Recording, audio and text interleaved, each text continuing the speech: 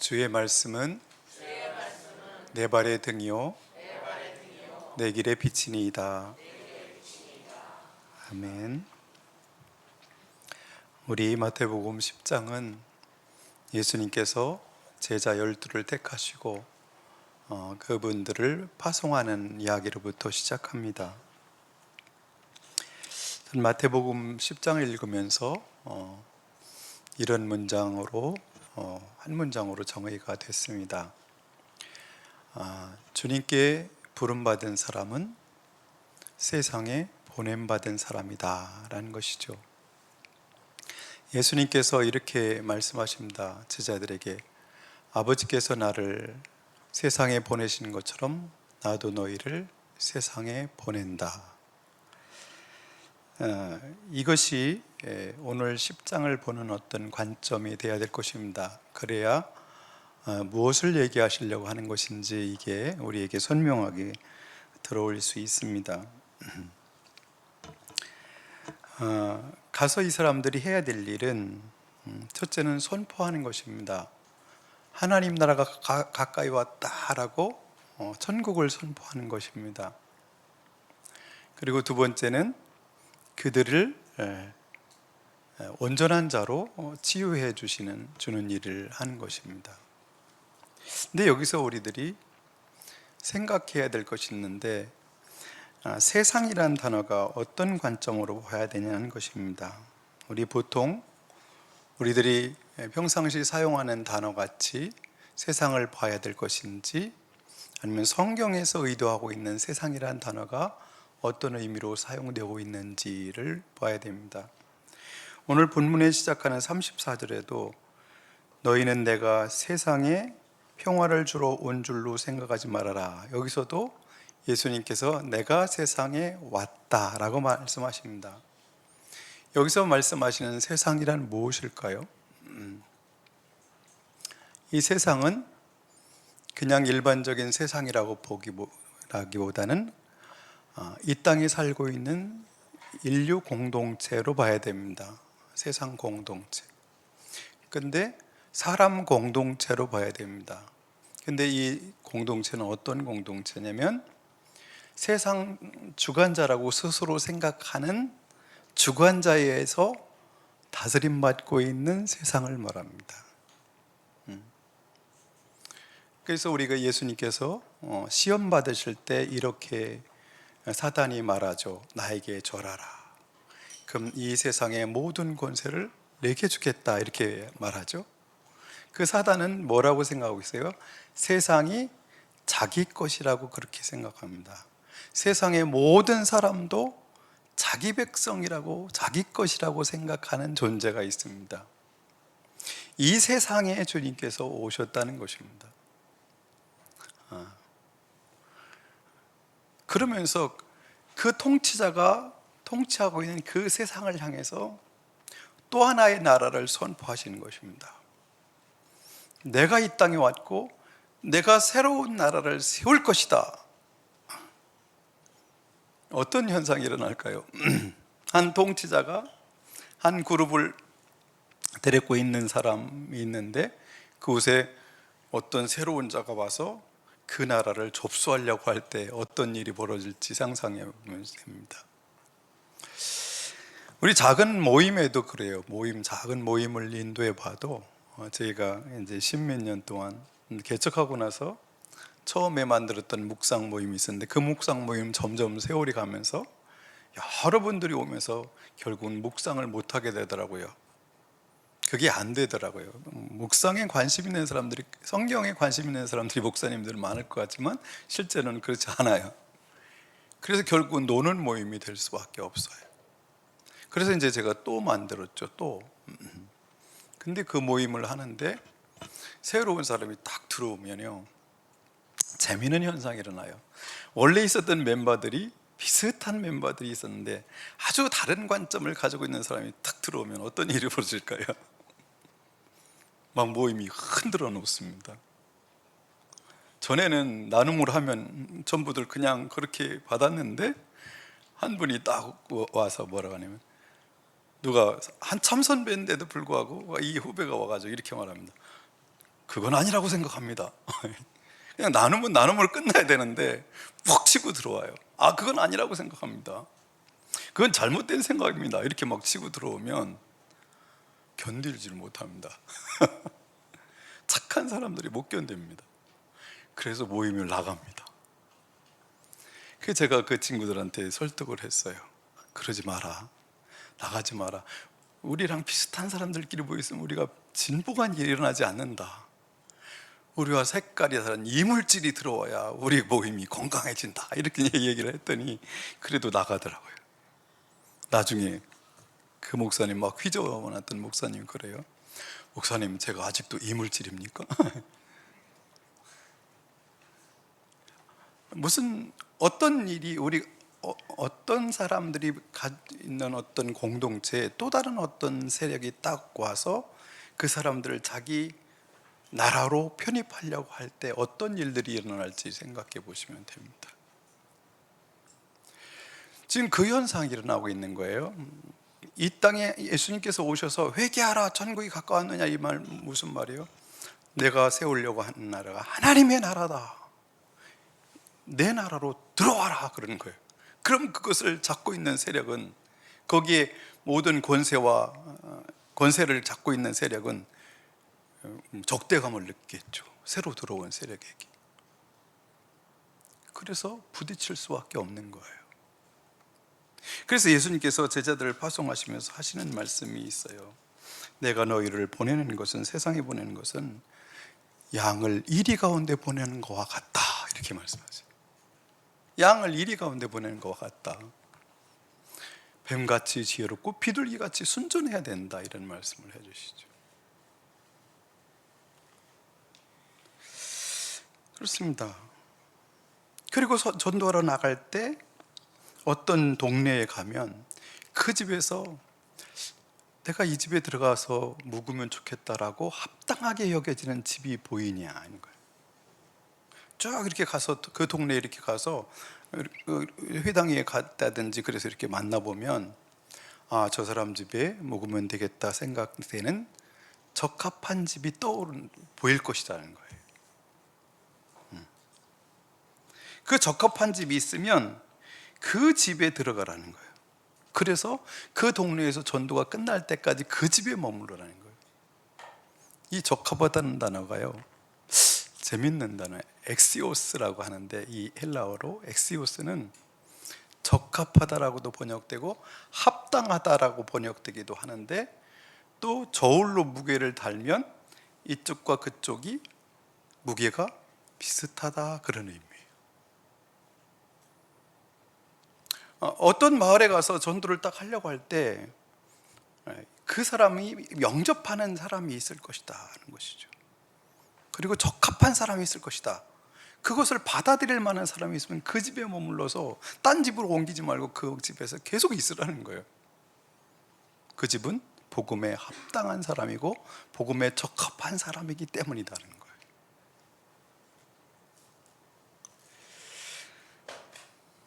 그러면서 내 이름 때문에 사람들이 내 이름 때문에 핍박을 당하고 박해를 당하고 죽임을 당하고 여러 일들이 있을 것이다. 그런 세상에 나는 너희를 보낸다는 거예요. 아버지께서 나를 그런 세상에 보낸 것처럼 나도 너희를 세상에 보낸다는 거예요. 이게 이제 10장의 전체의 어떤 흐름 속에서 이걸 생각해야 됩니다. 그럼 어떤 일이 벌어질 것인가? 이미 세력을 갖추고 있는 그 공동체에 가서 뭐 해야 돼요? 너 거기서 나와서 하나님 나라 백성이 되라고 외쳐야 돼요. 그것이죠. 그러려면 자기가 속한 어떤 공동체를 부인해야 되고 그 세력에게 반역하는 것이 되기 때문에 이것은 쉬운 일이 아니에요. 그래서 회개하라, 천국이 가까웠느니라, 이 말을 한 것은 네가 속한 나라를 반역하고 내게로 와라, 그 말이에요. 그래서 충돌이 있을 수밖에 없고 싸움이 있을 수밖에 없어요.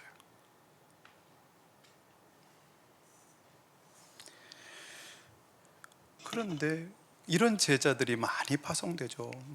주님께 제자로 부름받은 사람은 회개에서 온 사람들은 전부 제자라 할 수 있는데, 그 제자들은 전부 어떻게 해요? 동일하게 그 세상에 보냄을 받은 자예요. 그런 세상에 보냄을 받은 자라는 것이죠. 그 말씀을 하시는 거예요. 그래서 오늘도 여기 34절에 너희는 내가 세상에 평화를 주러 온 줄로 생각하지 말아라. 나는 왔다, 세상에 왔다는 것이죠. 인류 공동체가 왔다. 그런데 마태복음에서 어떻게 시작해요? 그분이 세례를 받고 공생애를 시작하려고 할 때 하늘에서 선포가 이루어지죠. 이는 내 사랑하는 아들이다. 이 선포가 어떤 말이라고 했어요? 내가 이 땅에 이를 왕으로 보냈노라, 이 말이에요. 이 사람이 나의 나라를 이 땅에 시작할 것이라는 선언이라고 그랬어요. 그렇게 하고 시작하는 거예요. 그러고 시작하는 거예요. 그리고 뭐예요? 그리고서 예수님께서 제일 먼저 하시는 말씀이 회개하라, 천국이 가까웠느니라. 이게 감정적인 영역이 아니에요. 나라와 나라의 문제로 생각해야 돼. 늘 무슨 얘기요? 내가 나의 나라를 시작할 것이다. 거기서 나와서 내 나라에 들어와라, 이렇게 선포하시는 거예요. 그러고 시작하세요. 그분은 한 인간으로 이 땅에 오신 것이 아니라 나라를 세우시려는 왕으로 오셨어요.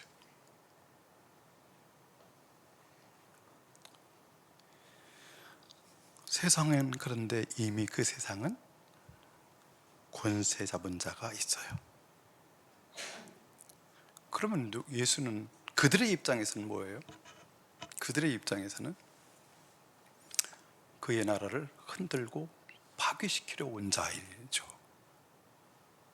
그런데 요한복음 1장으로 한번 가보시면, 그런데 예수님은 왜 그러시나, 하나님은 왜 그러시나 한번 보면 10절, 11절 보자고요. 10절, 11절. 요한 사도는 이것을 표현해내셨어요. 10절, 그는 세상에 계셨다. 세상이 그로 말미암아 생겼는데도 세상은 그를 알아보지 못했다. 첫째는 뭐예요? 세상이 그분 것이라는 거예요. 그분 것이다. 11절에는 그가 자기 땅에 오셨으나 그의 백성은 그를 맞아들이지 않았다는 거예요. 누구를 데리러 오셨어요? 자기 백성을 데리러 오셨다는 거예요.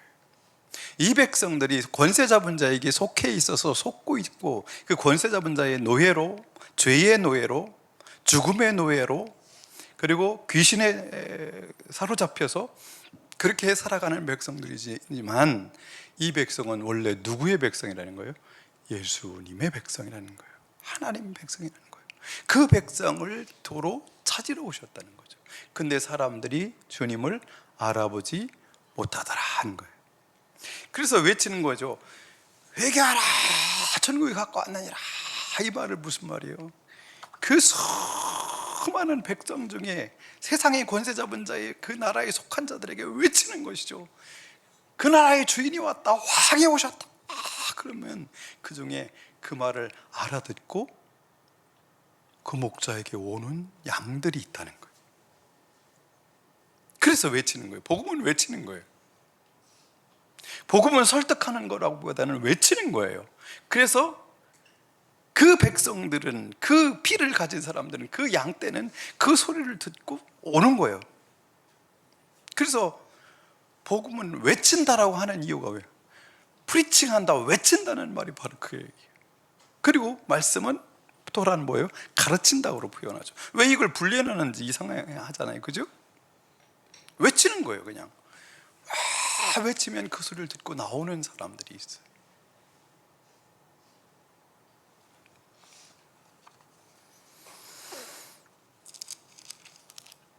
이것은 잠정적으로 뭘 드러내고 있죠? 전쟁이 일어나겠구나 하는 거죠. 새로 주님께서 세워나가실 그 나라와 원래 공중 권세 잡은, 세상의 권세를 잡은 자와의 어떤 전쟁을 선포하고 계시는 거구나 하는 것이죠. 전쟁이 선포되는 거죠.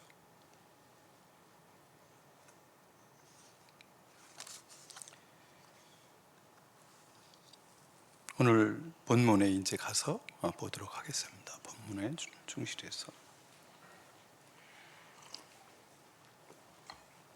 근데 주님께서 말씀하세요. 내가 세상에 평화를 주러 온 것이 아니라 검을 주러 왔다. 칼을 주러 왔다. 이 말씀 무슨 말씀일까요? 이 말씀을 오해해서 이 역사에 대해서 왜곡해서 해석하는 분들이 많이 있습니다. 이 본문 때문에.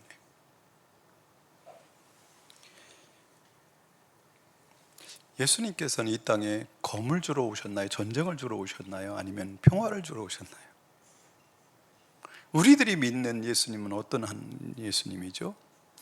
평강의 왕, 의의 왕이시죠. 이분은 전쟁을 주러 오신 분이 아니라 평화를 주러 오신 분입니다. 우리가 주님을 따르는 이유는 그분을 통해서 영원한 안식을 받기 위해서, 그리고 그분이 완성하실 샬롬의 세상을 소망하고 바라기 때문에 주님을 따르는 것이죠. 주님은 평화를 주러 오셨지 검을 주러 오신 분이 아니시죠. 그런데 왜 예수님께서는 나는 칼을 주러 왔다, 검을 주러 왔다고 말씀하실까요? 예수님께서는 한 번도 칼을 손에 든 적이 없으십니다. 칼을 들지 않으셨어요. 제자들에게도 칼을 들어라, 무기를 준비하라고 말씀하신 적이 없어요. 주님의 나라는 칼과 무기와 재력으로 세우시려는 나라가 아니기 때문이에요. 주님께서 마지막 잡히시는 날 밤에 베드로가 칼을 빼서 말구의 비를 빌 때도 주님께서 말씀하셨습니다. 네 검을 도로 칼집에 꽂아라. 칼을 든 자는 칼로만 할 것이다 그러셨어요. 주님은 스스로 칼을 들지 않고 검을 들지 않으셨고, 제자들에게도 검을 준 적이 없어요. 칼을 준 적이 없어요. 칼을 들으라 말씀하신 적도 없어요. 근데 왜 칼을 주러 오셨다고 그러죠?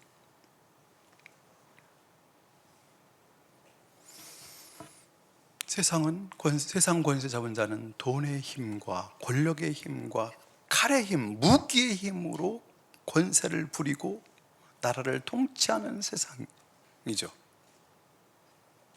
근데 예수님은 그 세력들 앞에 맨몸으로 그 칼을 맞으신 분이세요. 칼로 다가오는 자들에게 더 큰 칼과 더 큰 무술로 겨루신 게 아니라 그 칼을 몸으로 받으시고 십자가에서 죽으셨어요. 이게 주님의 방법이에요.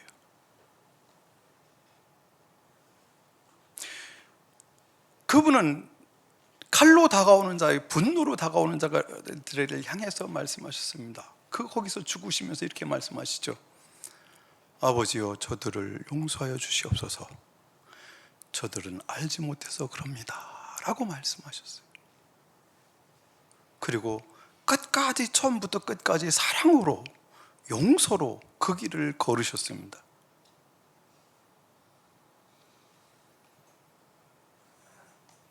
여러분, 칼을 손에 쥔 자는 십자가를 지는 자가 아닙니다.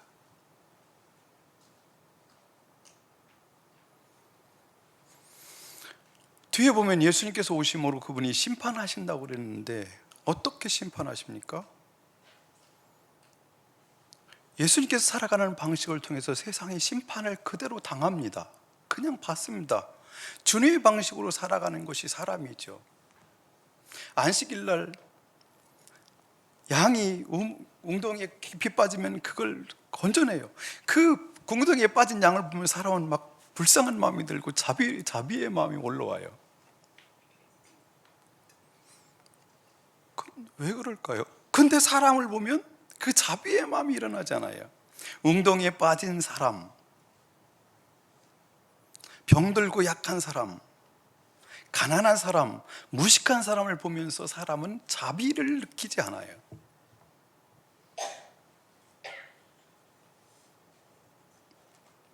예수님은 그런데 이 땅에 있는 사람들은 양에 대해서는, 강아지에 대해서는 자비를 느끼는데, 들고양이에 대해서는 자비를 느끼는데, 사람에 대해서는 무시하고 우습게 여기지 자비를 느끼지가 않아요. 느끼지 못해요.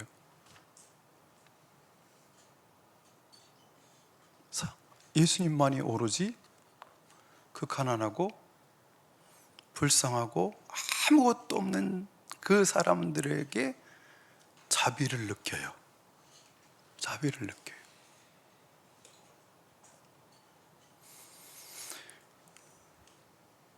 그것이, 그런 어떤 삶을 통해서 사람들이 심판을 받는 거예요. 양에게는 자비를 느끼네 사람에게 자비를 느끼지 못함으로 그가 어둠에 속한 것을 드러나시죠.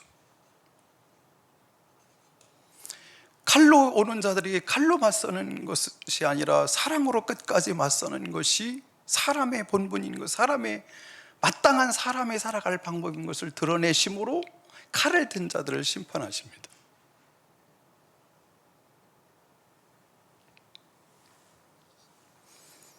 여러분, 십자군 전쟁이라는 단어가 우리에게 있어요. 역사 속에.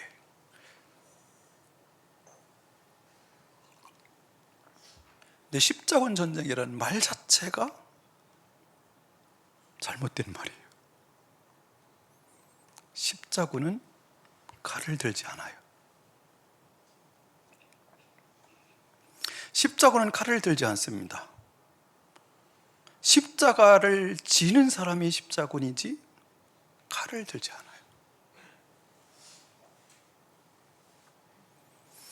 도킨스나 이런 사람들이 종교, 기독교가 인류에 끼친 해악에 대해서 얘기를 하면서 가장 많이 예를 드는 것이 십자군 전쟁이에요.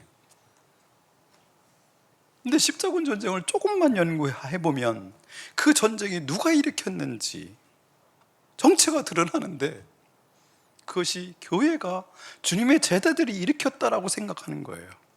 주님의 제자는 칼을 들지 않습니다. 그럼 누가 칼을 든 거예요? 누가 십자군이라는 이름으로 세상을 그렇게 어지럽게 하고 수많은 사람을 전쟁에 내몰리고 그 민중들과 군중들, 아무 생각 없이 판단력이 없는 사람들을 속여서 그렇게 죽음으로 몰아넣습니까? 어느 나라에 보면 왕자들이, 어떤 왕이 왕자를 한 명만 낳는 게 아니에요. 5명도 낳고 10명도 낳아요. 근데 한 사람만 왕이 돼요. 그럼 그가 차지하는 영토가 있고 나머지 왕자들은 어디로 가야 되죠? 이게 왕국의 그 왕의 아들로 태어난 사람들이 왕권을 잡지 못한 사람들의 비애예요. 십자군 전쟁도 그때도 신흥 세력들이에요. 그 사람 기사들, 이런 사람들이 신흥 어떤 경제 상업하는 사람들과 손을 잡고 그들의 다스릴 영토를 찾아 떠나는 전쟁이에요. 땅을 찾아 떠나는 전쟁이고 돈을 찾아 떠나는 전쟁이에요.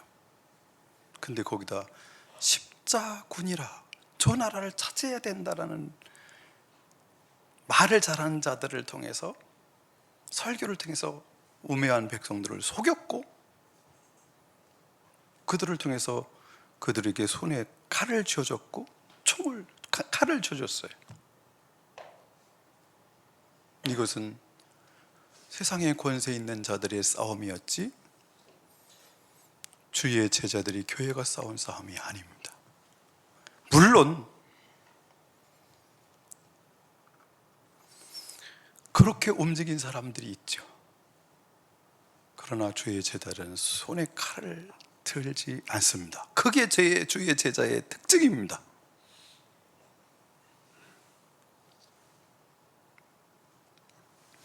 누가 칼을 듭니까?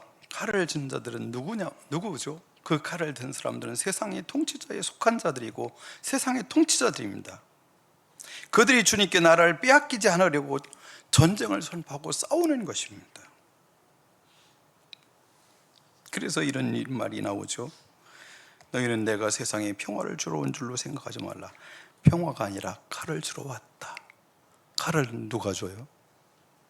칼은 세상의 권세 잡은 자들이 잡고 십자가로 저항하는 자들에게, 사랑으로 저항하는 자들을 죽이는 거예요.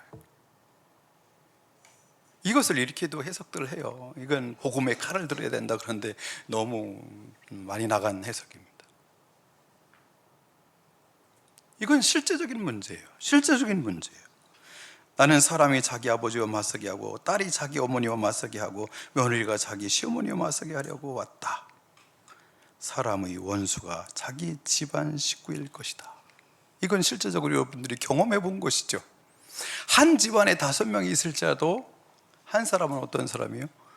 예수의 나라에 속하기를 원해서 가는 사람이 있고, 세상의 방식대로 속해서, 세상에 속해서 권세 잡은 자의 삶의 방식대로 살기를 원하는 사람들은 같은 집안에도 있기 마련입니다. 그래서 싸우게 되는 것이죠. 지금도 나라마다 수많은 사람들이 교회가 핍박을 당하고 죽임을 당합니다.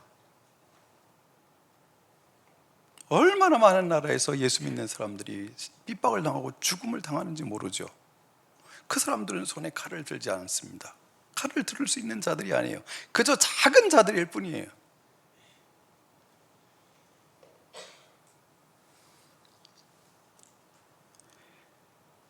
여러분, 이 문제를 실질적으로 어떻게 해야 될까요? 우리 집안에서 믿지 않는 사람과 믿는 사람이 있어서 명절 때마다 힘들 수도 있어요. 제사 지낼 때마다 힘들죠. 실제적인 문제로 부딪혀서 우리 집안도 그걸 다 겪었어요. 저 어렸을 때부터 그걸 보고 자랐어요.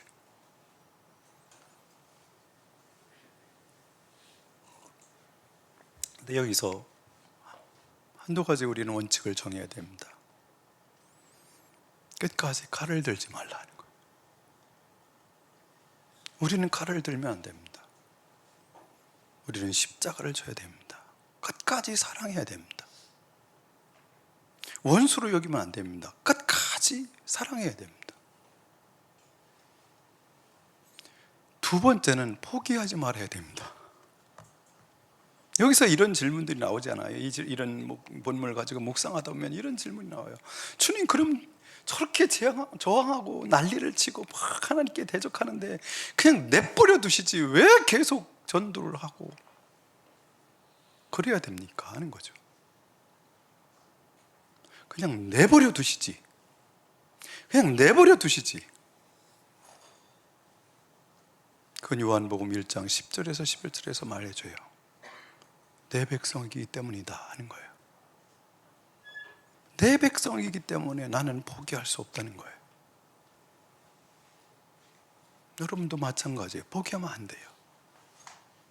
끝까지 사랑으로, 끝까지 십자가를 짐으로, 끝까지 섬김으로, 그 방법만이 결국 구원의 역사가 온 집안에 거짓 평화가 깨지고 실질적인 평화가 주님께서 주시고 싶은 샬롬이 그 가정에 임하게 되는 것입니다.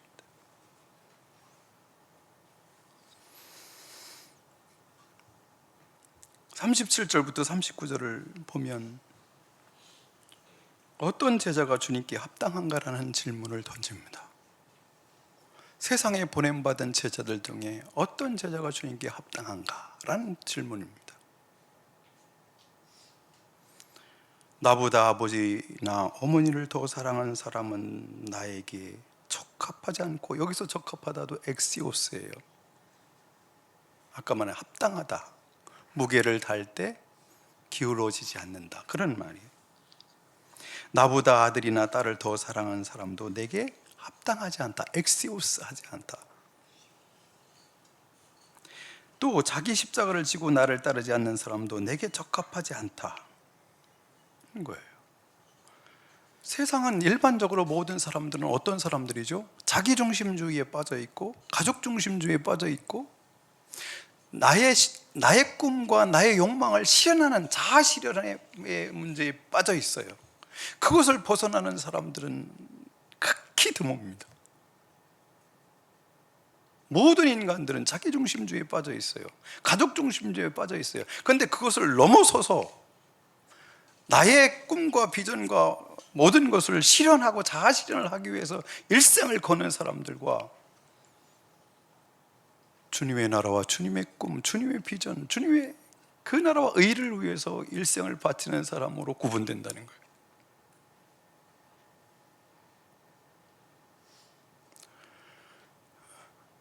여기서 저는 이 본문이 이렇게 해석돼요. 주님의 나라는 반드시 완성될 것이다. 그렇기 때문에 어떤 속에 설 것인지를 분명히 선택하고 결단해야 된다, 이 말씀입니다.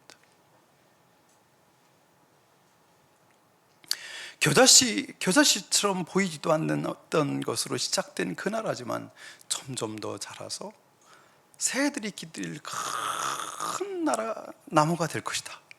이것이 하나님 나라의 전국의 비유죠. 그렇게 되는 거예요. 주님께서 이 본문을 통해서 왜 그래야 됩니까? 여기 이거 십계명에도 어울리지 않는 거 아닙니까? 부모를 공경하는 것과 하나님을 섬기는 것은 같은 십계명에 들어있는데 이런 말씀을 할 수도 있지만 이것은 좀 더 많은 생각을 해야 돼요. 이 말씀들은 단순히 그냥 받아들일 수 있는 게 아니에요. 성경 전체의 맥락을 알아야만 이것이 해석됩니다. 어떻게 아버지보다 주님을 더 사랑해야 되고 어머니보다 더 주님을 사랑해야 되고 자녀들보다 왜 어떻게 주님을 더 사랑할 수 있습니까? 어떻게 내 뜻을 실현하는 것보다 주님의 뜻을 실현하는 것을 더 우선할 수 있습니까? 이런 문제가 우리 일생에서 부딪히는 문제들이에요. 근데 모든 말씀은 1계명과 2계명을 중심으로 해석해야 돼요. 그게 안 되면 안 되죠.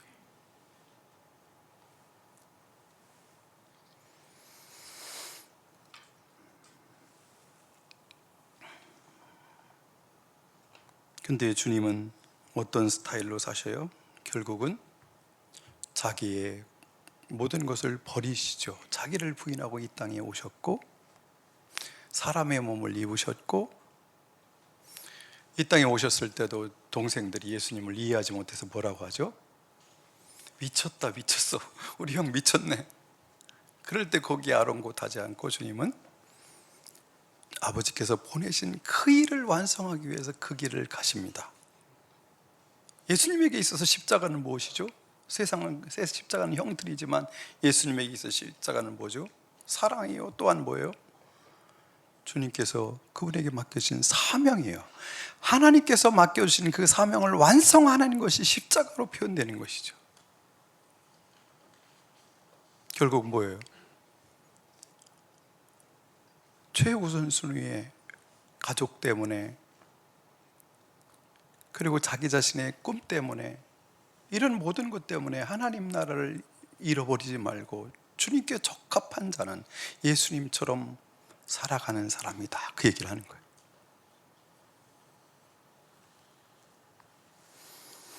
십자가를 지고 나를 따르는 것이 하고 찬양에 불렀지만 어떻게 해요? 결국 그의 나라와 의를 위해서 나에게 주어진 시간, 생명과 모든 것을 주님의 나라를 위해서 주님처럼 바치는 것을 말해요. 이 사람이 예수님과 저울질을 해보면 합당한 자요, 적합한 자라는 거예요. 물론 능력과 권능면에서는 예수님을 따라갈 수 없지만 그 삶의 태도와 우선순위 문제에 있어서는 주님께 적합하고 합당할 수 있어요.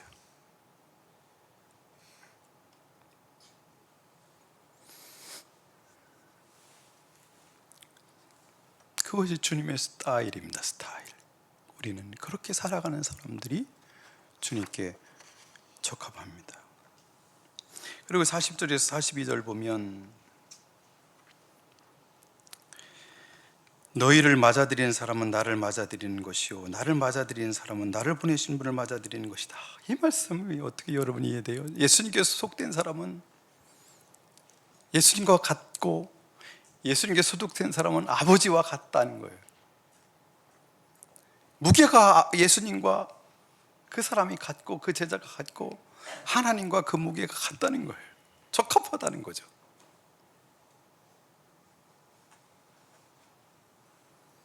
예언자를 예언자로 맞아들이는 사람, 의인을 의인이라고 맞아들이는 사람, 이런 사람들이 있어요. 여기 예를 들었는데 전부 어떤 사람이죠? 이 사람들도 밑에 있는 작은 자로 이 땅에 산 사람들이에요.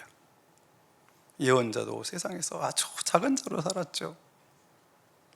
얼마나 많은 손가락질과 비난과 세상에 어울리지 않는 사람으로서 작은 자였어요. 그런데 그 예언자의 소리를 알아듣는 사람이 있어요.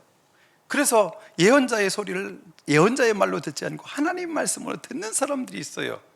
그 사람들은 예언자와 같은 대접을 받을 것이라는 거예요. 의인을 의인으로 대접하는 사람들은 어떤 사람들이에요? 의인도 세상에서는 아주 비천하게 살죠. 손가락질 당하고 살죠. 무시하죠. 너는 적당히 좀 해라. 세상 좀 보면서 살아라. 왕따를 당하기 쉬운 것이 의인인데, 그래서 세상에서 의인은 작은 자로 살 수밖에 없어요. 근데 그 의인을 알아보고 의인으로 대접하는 사람은 의인의 반열에 들어간다는 의인이라는 것이죠. 같은 방식으로 예수님의 제자를 예수님같이 여기는 사람은 예수님이 누군지 아는 사람이고 적합한 사람이죠. 그래서 예수님이 제자라는 것 때문에, 의인이라는 것 때문에, 예언자라는 것 때문에 그들에게 냉수한 한 대접이라도 대접한 사람들은 그 사람에게는 상을 잃지 않을 것이라는 거예요. 아무리 세상의 관점에서는 초라해 보일지라도 내 눈에는 초라해 보이지 않고 위대해 보이는 것이죠.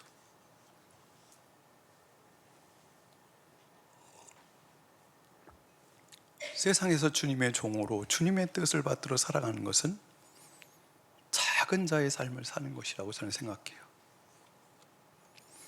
저는 이 땅에 태어날 때부터 작은 자로 태어났어요. 가난한 집안에서 농부의 아들로, 빈농의 아들로 아주 별 수 없는 사람으로 이 땅에 태어났어요. 세상에서는 성공할 수도 없는 자였고, 근데 이 길을 걸어가는 것이 참으로 비참할 때가 많았어요. 특별히 믿지 않는 처갓집에 갈 때마다 힘들었어요. 내 삶을 이해를 할 수 있는 분들이라면 그렇게까지 고생하면서 개척교회를 하는 거에 대해서 격려를 하고 그럴 수 있지만, 저분들은 이걸 모를 텐데 하는, 내가 먼저 지레 짐작하고 불편한 거예요. 돈이 많은 사회를 좋아하지, 딸을 고생시키지 않는 사회를 좋아하지 누가 좋아하겠어요?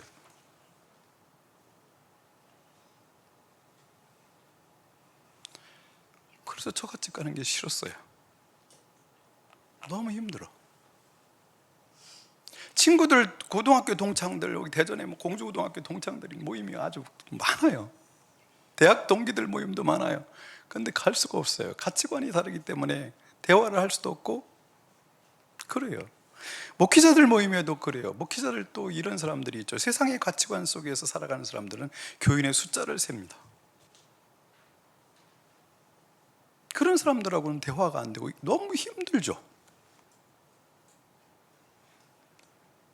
그래서 고집을 피우면서 하나님 뜻대로 살아보려고 발버둥치는 사람들은 늘 작은 자로서, 세상에서는 이렇게 볼 수밖에 없는 자로서 살 수밖에 없다고 저는 생각해요. 돈 많은 사람들이 볼 때 얼마나 우스울까요? 세상의 권세 사람들이 볼 때 얼마나 우스울까요?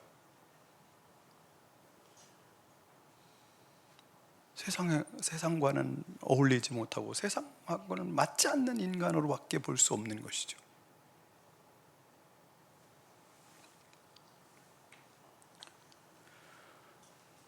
그러나 주님께서도 이 땅에 오셔서 작은 자로서 살았어요. 얼마나 비참한 생을 사셨고 얼마나 많은 사람들에게 손가락질 당하고 비난을 받으면서 사셨어요. 여우도 굴이 있지만 인자는 머리 둘 곳이 없이 사셨어요.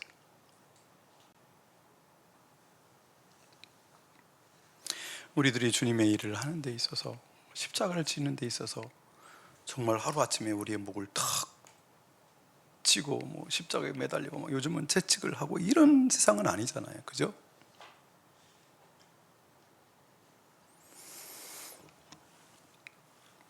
제가 이번에 사고를 쳤습니다. 그래서 공부를 하려고 합니다. 공부를 칼럼에 썼는데 이제 1년 동안은 가서 기숙사 생활을 해야 되기 때문에 가야 되는데, 저는 공부하는 것이 첫 번째 목적은 아닙니다. 가장 큰 목적은 내 마음을 부드럽게 하는 일이에요. 목회를 20, 30년 거의 해오다 보니까 이게 마음이 컴패션으로 하기보다는 그저 습관적으로 할 수 있는 것이 많아서 어떻게 하면 내 마음을 가장 부드러운 상태로 만들 수 있을까를 늘 고민하죠. 그래서 신학적인 것에 매여서 완고한 사람이 되지 않기 위해서 소설도 보고 걷기도 하고 시도 읽고, 그래서 이걸 어떻게든지 부드러운 사람다운 사람이 되려는 발동을 치지만 쉽지 않더라고요. 그게 쉽지 않아요. 그래서 현장에서 떠나서 옛날에 수도원에서 한 달 동안 있을 때가 생각이 났고, 그때 모든 세상과 단절하고 하나님께 집중하고 말씀을 집중할 때, 그리고 늘 걷고 그럴 때 그때 사람들이 제일 좋았다고 그러대. 내 주위에 있는 사람이 그때가 내가 좋았대. 나는 잘 몰랐는데 그때 6월 8일 날 와서 주일 날 와가지고 6월 9일 날부터 세미나를, 목회자 세미나를 했거든요. 불야를. 그때 만난 사람들이 그때가 제일 좋았다고 그래요. 저는 이번에 그런 마음을 가지고 갑니다. 물론 가서 젊은이들과 어울려서 공부를 해야 되죠. 두 번째는 내 신학에 매이지 않고, 요즘 현대 신학자들, 그 사람들은 대단한 사람들이더라고요. 보통 한국에서도 카이스트 같은 데 박사를 받고 독일에 가서 또 박사를 받고 오는 이런 사람들이죠. 근데 나이는 50대고 그러니까. 그리고 공부하는 사람들은 30세일 수도 있고 20대일 수도 있고 40대일 수도 있는데, 그런 사람들과 어울려야 되는 것이 있어요. 그래서 저희를 위해서 기도해 주십시오. 이석의 주님의 사랑으로 컴패션을 가득 회복해서 부드러운 사람이 더 부드러운 사람이 돼서 돌아와서 말씀이 그냥 담겨질 수 있도록 위해서 기도해 주시면 고맙겠습니다. 은비 씨한테도 제가 MBC 고등학교 1학년 때 캄보디아 갈래? 가서 우리나라 사람들은 센트럴한 곳을 향해서 계속 가고 어떻게든지 높은 곳에 가려고 하는데, 그 가난하고 힘든 사람들 보면서 자비의 마음, 컴패션이 무엇인지를 배우고 와라. 그랬더니 그래? 그래가지고 허기지게 고등학교 1학년을 자퇴하고 1년 반 있다 왔는데, 이번에도 내가 뭘 하자 그러면 그렇게 안 하고 뻗팅기더니 나 공부하러 가려고 했는데 너 갈래? 그랬더니 그래요? 그래가지고 같이 갑니다.